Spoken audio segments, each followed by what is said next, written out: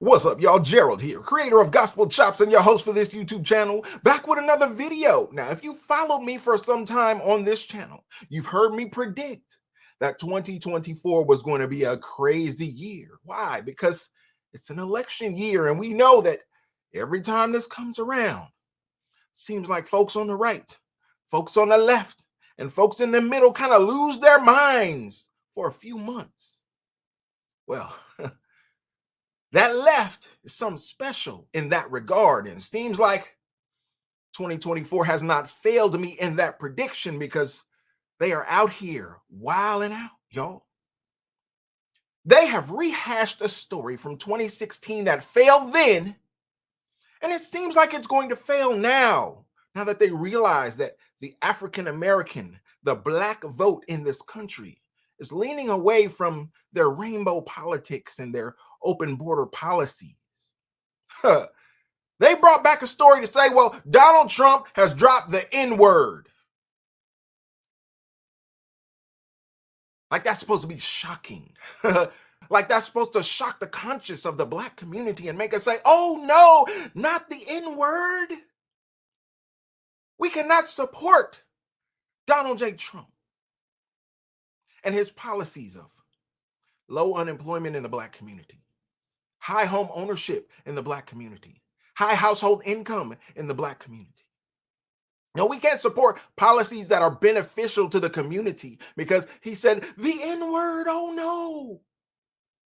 Well, y'all, this story didn't work then. I don't think it's going to work now, but I'm bringing it to you so you can be aware of what these people are trying to pull by rehashing this old story. Y'all, this is CNN's reporting. Let's check out this foolishness.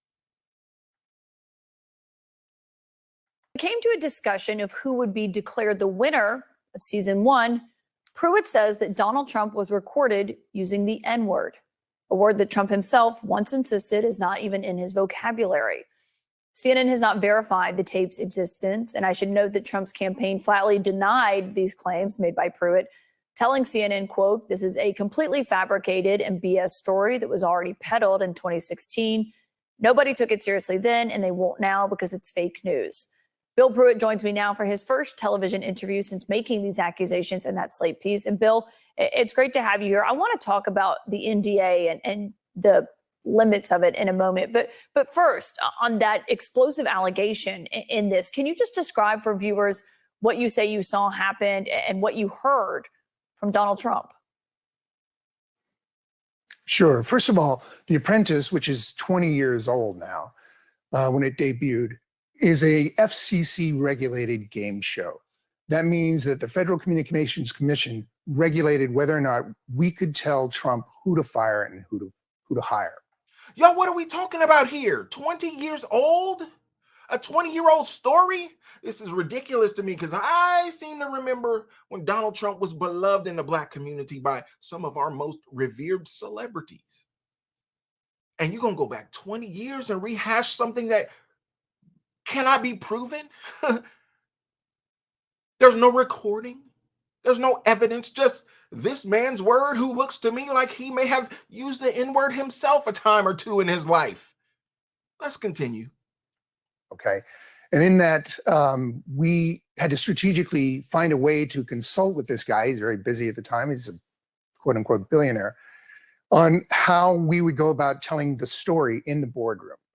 So our showrunner wisely decided that we would record all of our conversations with Trump about what happened in the field, whether it was with the two finalists or all the other contestants appearing before him in the boardroom. We went about telling him the pluses and minuses of each character in a very balanced sort of way. We recorded all of these things. Kwame Jackson was known to do this. Bill Rancic would do that. And we shared that with him in equitable terms because we want it to feel like a horse race. We want these two people to seem like they're going to outmatch one another all the way through to the finish line. And it'll be basically eeny, meeny, miny, mo. Yeah. And then Trump will make his decision on who he hires.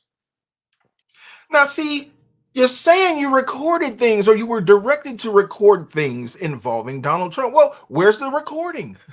Play it, sir, so we can hear. Matter of fact, don't play it because you've waited 20 years since The Apprentice to come with this story in 2024 leading up to the election.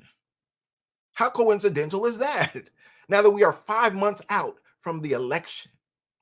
And you want to tell us that this is what Donald Trump said, and it's been 20 years, such that AI technology is so developed that somebody can plug in a sample of Donald Trump's voice and render a recording of him saying something he didn't say. They can even create a video that looks realistic of him saying something and doing something he didn't say or do. So we got to take this with a grain of salt. This is meaningless, and it's not going to move the needle one bit, especially in the Black community, y'all, because we sick of it. We sick of the open borders. We sick of the policies that aren't doing anything about the crime in our communities. And we're going to go with the law and order candidate. How about that? We're going to go with the American security candidate. No matter who he is. It's about policy and not person. And so then you say it was in that discussion between those two contestants that you heard Trump say the N-word. So basically, we're there, the producers, and Carolyn Kepscher and George Ross, who are the two advisors who work for Trump at the Trump Organization. And they're allowed a little bit more leeway because they work for Trump. So they get to say things that we can't say necessarily directly. And at one point, Carolyn Kepscher, who was the head of his hospitality unit and ran one of his golf clubs, sort of came outside herself and said, Kwame Jackson oversaw Omarosa, who was brought back onto the task and created all kinds of problems for herself and other people all along the season, but was great TV and was kept around for whatever reason. And for that, Carolyn Kepscher thought, well, Kwame deserves to be considered for how graceful he was in handling this. And we all sort of agreed. But it was tilting things in a direction that we didn't necessarily need it to go because we wanted to share an equitable story. And Trump seemed to have an issue with this idea all along. You could see him reacting and shaking his head, wobbling his head, grimacing, wincing, before he said, yeah, but would America buy then he said the N-word, winning. And I remember I was looking right at Carolyn when this was spoken, and she is a very pretty blonde woman whose skin went bright scarlet. And then I looked at Trump to see the reaction that he was giving, like it was some sort of joke, and he was still wincing and bobbing his head, and he was serious. And wow. Wow is right, because we're talking about the Donald Trump who used to be close and friendly with Oprah Winfrey. Well, was he so racist then?